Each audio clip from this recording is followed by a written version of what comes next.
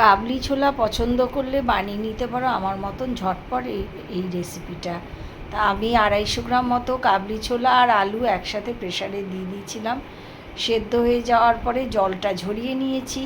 কড়াইতে দিয়ে দিয়েছিলাম একটু পাঁচফোড়ন, একটু আদা থেতো করে আর একটু হিং এই দিয়ে, আর একটুখানি মশলা দিয়ে দিয়েছিলাম, একটুখানি জিরের গুঁড়ো আর একটু কাশ্মীরি লঙ্কার গুঁড়ো।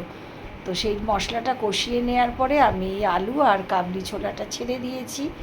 তো আলুগুলোকে আমি সেদ্ধ আলুটাই ছিল একটু হাত দিয়ে ভেঙে ভেঙে দিয়ে দিয়েছি, আর কাবলি ছোলাটাও দিয়ে দিয়েছি। তো মশলাটা আমি ভালোভাবে কষিয়ে নিচ্ছি, একটু নুন, হলুদ আন্দাজ মতো, আর একটু টেস্টে ব্যালেন্স আনার জন্য একটু চিনি। চিনিটা অবশ্যই দেবে, নইলে টেস্টে ব্যালেন্স আসবে না। তো দিয়ে দিয়েছি, আর আমি একটু শুকনো লঙ্কা দিয়েছি ছিঁড়ে ছিঁড়ে, তোমরা কাঁচা লঙ্কাও দিতে পারো যার যেমন পছন্দ। তো মশলাটা ভালো করে কষিয়ে নিচ্ছি। তো এই দেখো, আর একটু তেজপাতা দিয়ে দিয়েছি, দিয়ে আর একটু গরম জল ঢেলে দিলাম। খুবই ঝটপট হয়ে যায় এই রেসিপিটা। তো রুটি, লুচি, পরোটা সব কিছু দিয়েই ভালো লাগে, ডিনারে বা সকালের জলখাবারে যেখানে এরকম ইচ্ছা বানিয়ে নিতে পারো। তো কিছুক্ষণ ফুটে যাওয়ার পরে আমি একটু পাঁচফোড়ন ভেজে গুঁড়ো করে সরিয়ে রেখেছিলাম, সেই ভাজা মশলাটাই আমি ওপর দিয়ে দিয়ে দিলাম।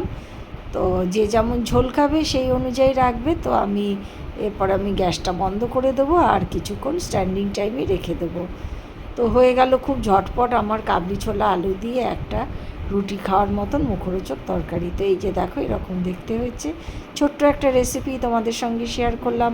ভালো লাগলে please like, share and subscribe করে দিও। আর আমার মতন কে কে এইটা খেতে ভালোবাসো আর বানাও আমাকে অবশ্যই জানিও। আজকের মতো শেষ করলাম।